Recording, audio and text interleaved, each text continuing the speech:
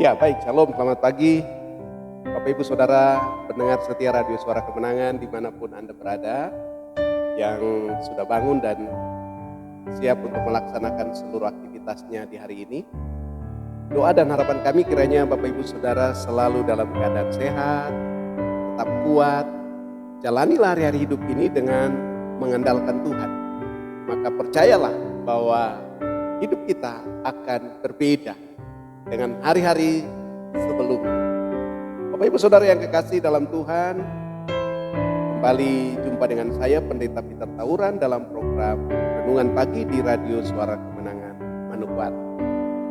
Selama 30 menit ke depan saya akan mengajak Bapak Ibu Saudara untuk sama-sama berdoa, membaca dan merenungkan firman Tuhan sebagai landasan untuk kita menjalani hari hidup kita.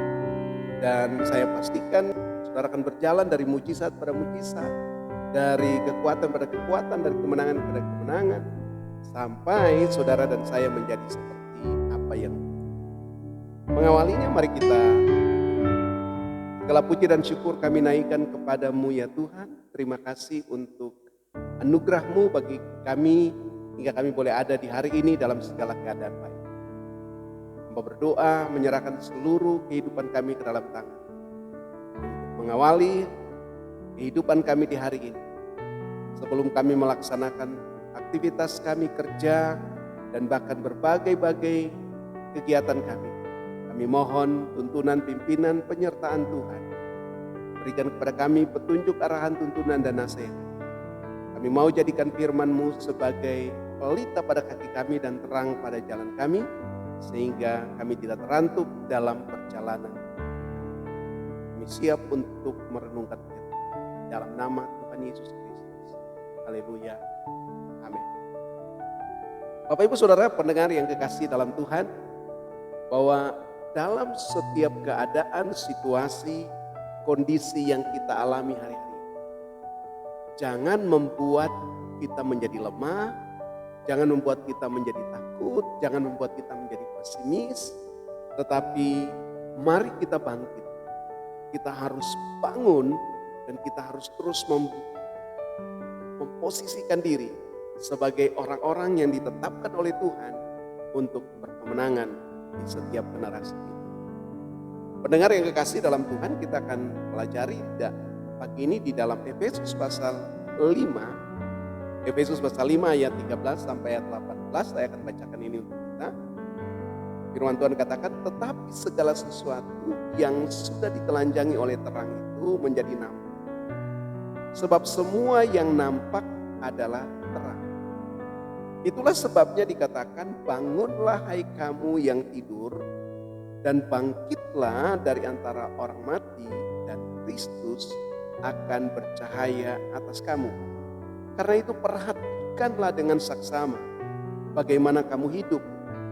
Janganlah seperti orang bebal, tetapi seperti orang arif. Dan pergunakan waktu yang ada, karena hari-hari ini adalah jahat. Sebab itu janganlah kamu bodoh, tetapi usahakanlah supaya kamu mengerti kehendak Tuhan. Dan janganlah kamu mabuk oleh anggur, karena anggur menimbulkan hawa nafsu. Tetapi hendaklah kamu penuh dengan roh. Dari ayat-ayat bacaan yang kita baca pagi ini, Tuhan akan mengajak kepada kita, memberi petunjuk kepada kita untuk kita bangun, kita bangkit. Tuhan mau supaya kita menjalani hari ini, apapun keadaan situasi yang kita alami, saudara harus bangkit. Saudara harus bangun. Jangan menjadi lemah, jangan menjadi lelah, jangan menjadi tidak bergairah dengan keadaan ini. Tapi firman Tuhan katakan saudara dan saya harus bangkit. Sebab apa? Sebab kita adalah anak-anak terang. Kalau kita adalah orang-orang yang sudah diterangi oleh terangnya Tuhan, maka semua yang gelap itu akan menjadi nampak. Tidak ada yang tersembunyi atau tidak ada yang tidak terlihat, tapi semuanya akan menjadi nampak. Karena itu firman Tuhan katakan di sini, Itulah sebabnya dikatakan bangunlah hai kamu yang tidur dan bangkitlah dari antara orang mati dan Kristus akan bercahaya. Saudara dengar, kalau saudara sudah bangun kesadaran bahwa kehidupan kekristenan adalah satu kehidupan yang diterangi oleh terang Tuhan, maka kita yang harus bangkit. Jangan saudara diam, saudara tidak bisa menunggu dan saudara tidak bisa mengharapkan nanti Tuhan yang membangkitkan saudara. Nanti Tuhan yang membangunkan saudara. Firman Tuhan katakan di sini kita yang harus bangkit. Kita yang harus bangun. Baru terang Kristus akan bercahaya lebih jelas lagi atas. Nah, Bapak Ibu Saudara yang kekasih dalam Tuhan, pertanyaannya adalah bagaimana supaya kita bisa memposisikan sebagai orang-orang yang bangkit. Bangkit dan bangun itu adalah suatu posisi yang kita ambil untuk tidak terlena dengan semua keadaan, tidak terpengaruh dengan semua situasi. Tapi kita bangkit, kita berdiri dalam posisi kita. Bangkit artinya kita bangun, kita sedang memposisikan diri seperti apa yang Tuhan mau. Karena itu Bapak Ibu Saudara, bagaimana supaya kita dapat bangkit? Ini yang perlu diperhatikan. Yang pertama, harus bangun kesadaran bahwa siapa yang ada di dalam Kristus Yesus. Kalau saudara dan saya sudah ada di dalam Kristus Yesus, maka kita telah berpindah dari kegelapan ke dalam terangnya yang ajaib. Yohanes pasal 12 ayat 46 firman Tuhan katakan begini.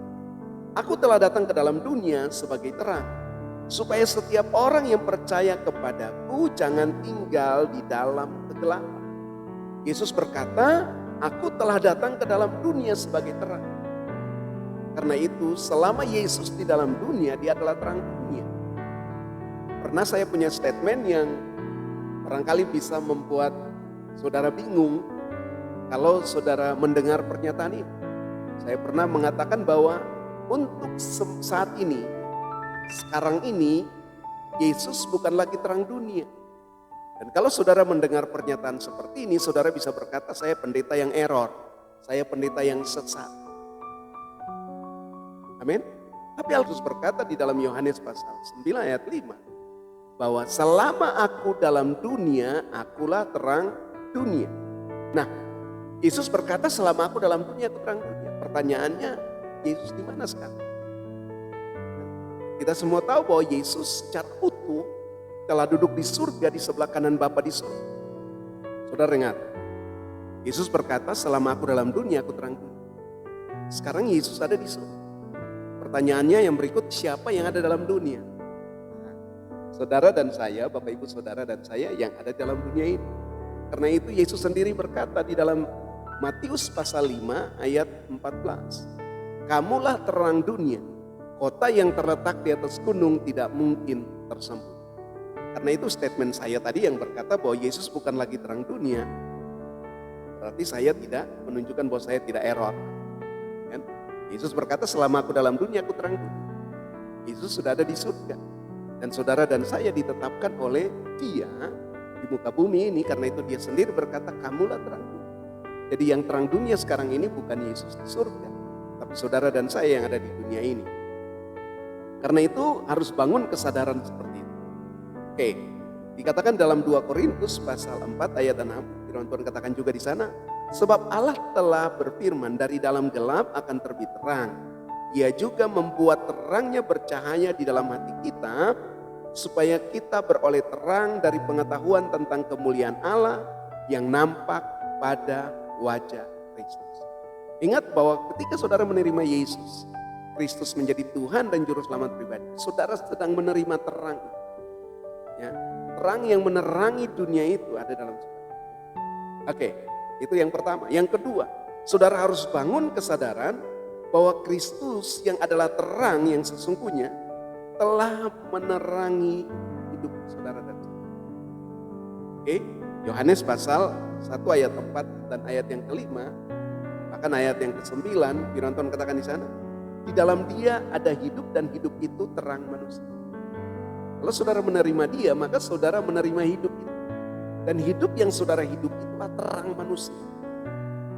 Ayat 5 berkata, terang itu bercahaya di dalam kegelapan dan kegelapan tidak menguasai.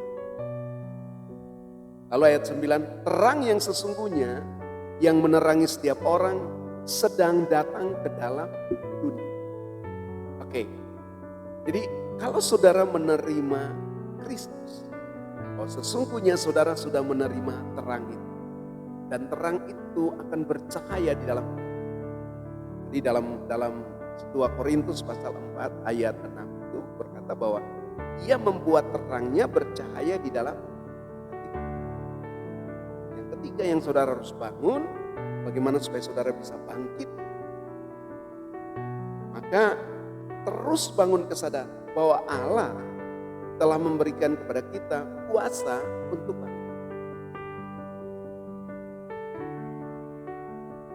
Allah lah yang memberikan kepada kita kuasa untuk kita bangkit. Filipi pasal 3 ayat 10 firman Tuhan katakan di sana. Yang kukehendaki ialah mengenal Dia dan kuasa kebangkitannya dan persekutuannya dalam penderitaannya, di mana aku menjadi serupa dengan Dia dalam kematian. Kalau terjemahan firman Allah yang hidup dia tulis begini.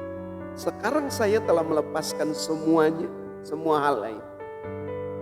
Sekarang saya telah melepaskan semua hal yang lain. Saya sadar bahwa itulah satu-satunya cara untuk mengenal Kristus dengan sungguh-sungguh. Untuk mengalami kuasa yang menghidupkannya kembali. Serta untuk mengerti apa artinya menderita dan mati bersama-sama dengan Bapak Ibu Saudara yang kekasih dalam Tuhan, firman Tuhan bilang jika kamu mati dengan kamu pun akan hidup dengan. Kita katakan waktu kita dibaptis, saudara dikuburkan bersama-sama dengan Kristus dalam baptisan. Waktu kita percaya kepada Kristus, saudara yang tadinya rohmu mati, engkau sudah dibangkitkan kembali. Oke. Dan yang keempat yang harus saudara pahami adalah Tuhan telah memerintahkan kepada kita untuk bangkit. Jadi bangkit itu adalah perintah. Ingat yang pertama, bagaimana supaya kita bangkit? Saudara harus bangun kesadaran bahwa siapa yang ada di dalam Kristus. Dia telah berpindah dari kegelapan kepada terang yang ada. Saudara hanya bisa bangkit kalau ada terang yang menerangi. Oke. Karena itu yang keempat kita pelajari bahwa Tuhan telah memerintahkan kita untuk bangkit. Jadi bangkit itu adalah perintah Tuhan. Bangkit itu adalah kehendak Tuhan. Saudara bangkit dari keterpurukan. Saudara bangkit dari keadaanmu yang lama. Saudara bangkit dari posisi-posisi yang tidak pernah membawa saudara berkemenangan. Tinggalkan semua itu. Saudara harus bangkit. Oke, Yesaya 60, saya akan bacakan ayat ini. Lalu kita bahas dan renungkan. Saya percaya ini akan memberikan hikmat dan pengertian. Yesaya 60 ayat 1, bangkitlah menjadi teranglah sebab terangmu datang dan kemuliaan Tuhan terbit atasmu. Firman Tuhan tidak katakan bahwa semoga kamu bangkit. Saya berusaha supaya mendorong kamu menjadi orang-orang yang bangkit. Tidak, tapi firman Tuhan tegas berkata di sini bangkitlah. Ini suatu perintah. Jadilah menjadi teranglah. Sebab terangmu datang dan kemuliaan Tuhan terbit. Ingat sekali lagi bangkit itu adalah perintah. Bangkit itu adalah kehendak Tuhan. Oke, saya baca sekali lagi. Yesaya 60 ayat 1. Bangkitlah menjadi teranglah sebab terangmu datang dan kemuliaan Tuhan terbit atasmu. Sebab sesungguhnya kegelapan menutupi bumi dan kekelaman menutupi bangsa-bangsa. Tetapi terang Tuhan terbit atasmu dan kemuliaannya menjadi nyata atasmu. Firman Tuhan katakan bahwa bangkit, bangun atau bangkit, itulah perintah Tuhan. Itulah kehendak Tuhan bagi kita. Jadi jangan saudara minta Tuhan yang membangkitkan saudara. Jangan saudara minta supaya Berdoa, Tuhan, tolong saya, bangkitkan saya. Berikan saya gairah, berikan saya. Nah, firman Tuhan katakan Tuhan yang memerintahkan saudara bangkit. Jadi kita punya inisiatif untuk meresponi. Waktu saudara bangkit, maka terang Tuhan terbit atas. Kalau saudara tidak bangkit, maka saudara tidak akan pernah bisa menjadi terang. Dan terang Tuhan tidak akan bisa terbit atas. Tidak mungkin engkau mengalami kemuliaan Tuhan kalau engkau hanya tinggal terpuruk dalam keadaan. Amin. Kata bangkit ini mempunyai arti, mempunyai makna bahwa ada satu kekuatan untuk keluar dari kegelapan. Ingat sekali lagi, bangkit artinya bangkit menjadi teranglah. Artinya saudara punya otoritas, punya kuasa, punya kekuatan untuk keluar dari kegelapan. Selanjutnya firman Tuhan katakan di sana, bangsa-bangsa berduyung-duyung kepada terang dan raja-raja kepada cahaya yang terbit. Jadi kata bangkit menjadi terang. Yang pertama tadi adalah saudara mempunyai kekuatan untuk keluar dari kegelapan. Yang kedua, saudara punya kekuatan untuk memancarkan terang dan menarik perhatian orang-orang yang ada di sekeliling. Menarik perhatian bangsa-bangsa. Ayat yang ketiga, bangsa-bangsa akan datang berduyun-duyung kepada terang dan raja-raja kepada cahaya yang terbit atas. Jadi kata bangkitlah menjadi terang, itu mempunyai pengertian kita mempunyai kekuatan untuk keluar dari kegelapan. Lalu yang kedua, kita mempunyai kekuatan untuk memancarkan terang sehingga dapat menarik perhatian semua yang ada di sekeliling kita, atau bahkan dikatakan menarik bangsa-bangsa. Yang ketiga, bangkitlah menjadi terang, artinya saudara mempunyai kemampuan untuk melihat dalam satu perspektif yang baru. Ya, ayat yang ketiga, ayat yang keempat berkata, angkatlah mukamu dan lihat sekelilingmu. Mereka semua datang berhimpun kepada anak-anakmu laki-laki datang dari jauh dan anak-anakmu perempuan digendong. Kata bangkit menjadi terang mempunyai kekuatan yang pertama untuk keluar dari kegelapan. Yang kedua, kita mempunyai kekuatan untuk memancarkan terang itu. Lalu yang ketiga, kemampuan untuk melihat dalam satu perspektif yang baru. Yang keempat, bangkitlah menjadi terang mempunyai pengertian bahwa saudara dan saya mempunyai kemampuan untuk menarik apa saja yang sudah Tuhan janjikan dan yang sudah Tuhan sediakan bagi kita. Ayat yang kelima berkata, pada waktu itu engkau akan heran melihat dan berseri-seri. Engkau akan tercengang dan akan berbesar hati. Sebab kelimpahan dari seberang laut akan beralih kepada dan kekayaan bangsa-bangsa akan datang kepada. Artinya bahwa kita mempunyai kemampuan untuk menarik apa saja yang sudah Tuhan janjikan dan Tuhan sudah sediakan.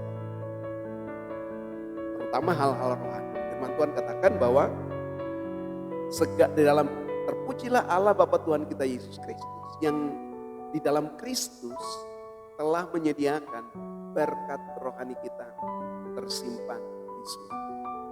Artinya bahwa saudara di dalam Kristus ketika saudara bangkit menjadi terang, saudara mempunyai kemampuan atau mempunyai power untuk menarik apa saja yang sudah Tuhan sediakan di alam rohani untuk menjadi realita. Oke. Yang kelima yang kita pelajari, yang terakhir, bangkitlah menjadi terang. Artinya kita mempunyai kemampuan untuk mempengaruhi setiap domain di mana kita ada dengan memperlihatkan perbuatan Tuhan, perbuatan masyhur Tuhan melalui hidup. Ayatnya yang ke-6 berkata, sejumlah besar unta akan menutupi daerahmu, unta-unta muda dari Midian dan Efa, mereka semua akan datang dari Seba. akan membawa emas, kemenyaan, serta memberitakan perbuatan masyurnya Tuhan. Bapak Ibu Saudara, pengertian Midian dan Eva ini adalah salah satu keturunan dari keturunan Abraham dari keturunan Ishak. Midian dan Eva, mereka datang dari Shem, akan membawa emas dan kemenyaan, serta memberitakan perbuatan masyurnya. Jadi saudara dan saya mempunyai kemampuan untuk mempengaruhi setiap domain. Kalau saudara ada di pendidikan, domain pendidikan, saudara bisa mempengaruhi domain pendidikan itu dengan perbuatan-perbuatan masyurnya. Kalau saudara ada di birokrasi, saudara punya otoritas, punya kemampuan untuk mempengaruhi birokrasi itu dengan perbuatan-perbuatan masyurnya. Kalau saudara ada di dunia bisnis, maka saudara bisa mempengaruhi domain itu dengan perbuatan-perbuatan masyurnya Tuhan. Kalau saudara ada di bidang politik, di domain politik, maka saudara punya power, punya otoritas, punya kuasa untuk mempengaruhi dunia politik itu dengan perbuatan masyurnya. Lalu yang terakhir, ayatnya yang ketujuh, segala kambing domba Kedar akan berhimpun kepada domba-domba jantan Nebayot akan tersedia untuk ibadahmu. Semuanya akan dipersembahkan di atas mezbah sebagai korban yang berkenan kepadamu. Dan aku akan menyemarakan rumah keagungan. Artinya saudara mempunyai power, kemampuan untuk beribadah, menarik banyak orang untuk datang beribadah kepada Tuhan, untuk menghadirkan realita kerajaan Allah di muka bumi, sehingga orang boleh merasakan hadirat Tuhan. Kita bisa menarik perkenanan Tuhan dan kita bisa merasakan realita dari keagungan rumah Tuhan ini dalam hari-hari ini. Nah Bapak Ibu Saudara, karena itu jangan diam. Ketika saudara mendengar firman ini, apapun keadaanmu saat ini, ingat ketika kebenaran firman dalam kita, maka tidak ada satu kekuatan apapun yang bisa menghentikan. You are unstoppable. Kamu adalah orang yang tidak bisa dihentikan oleh Allah. Mari terus bangun kesadaran ini. Percayalah, Tuhan telah menerangi hidup. Terang Tuhan terbit atas, karena itu bangkit.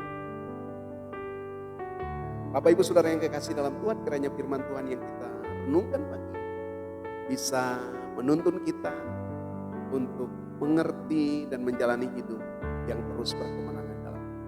Kiranya Tuhan Yesus memberkati saudara dan memberkati firman. Amin. Mari kita berdoa. Tuhan, terima kasih. Kami mengucap syukur untuk firman yang sudah kami dengar hari ini. Aku berdoa di dalam nama Yesus untuk semua pendengar, bahkan mereka yang juga mengikuti melalui live baik di Facebook, di YouTube. Hamba berdoa di dalam nama Yesus hari ini, biarlah aku nyatakan bangkit menjadi terang. Bangunlah kamu yang tidur dan bangkitlah dari antara orang mati. Sebab terang Kristus terbit atas. Terang yang menerangi kegelapan telah terbit atas. Aku berdoa di dalam nama Yesus. Bangkitlah, apapun keadaanmu hari ini, bangkit. Kau sakit, bangkitlah. Kau lemah, bangkitlah. Kau yang sedang bergumul dengan segala keadaan situasi, bangkitlah. Sebab terang Tuhan akan terbit atas. Waktu engkau bangkit, maka engkau punya power, engkau punya kekuatan untuk keluar dari segala belenggu kegelapan yang membenarkan. Berdoa di dalam nama Yesus, berkati semua. Berkati Manokwari, berkati tanah Papua, berkati Indonesia. Saya berdoa untuk keadaan situasi. Biarlah Tuhan segera kami nyatakan berakhir semua aktivitas musuh. Dan inilah saatnya kami bangkit dan menghadirkan realita kerajaan Allah. Aktivitas ilahi beroperasi penuh di atas bangsa. Pujilah namamu. Di dalam nama Yesus kami. Amin. Bapak Ibu Saudara yang kekasih, sampai jumpa. Tuhan Yesus berkati.